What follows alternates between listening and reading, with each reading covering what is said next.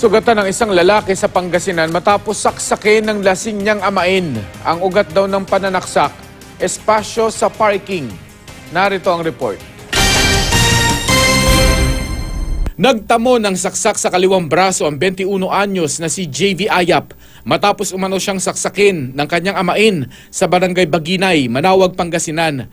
Nag-ugat ang krimen sa problema sa parking. Nagalit daw ang suspect dahil hindi niya maipark ang kanyang tricycle nang siya'y umuwi.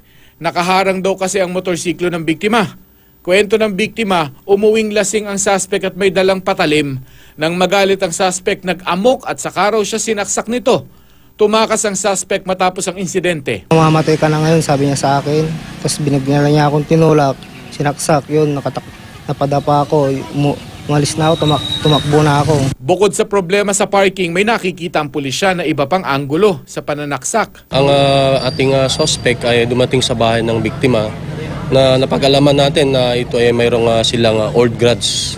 Kasi po ang ating suspect ay asawa niya, ang kinakasama niya yung nanay ng victim. Wala siyang respeto. Gusto niya maghari-harihan dito. Desidido ka kuya na sampahan siya ng kaso? Patuloy ang manhunt operation ng pulisya sa suspect. Pag tayo po nakainom, dapat po ilagay po natin sa ating tiyan o kaya maging kalma lang po tayo. And then kung mayroon tayong mga old grudge, pwede naman nating i-approach.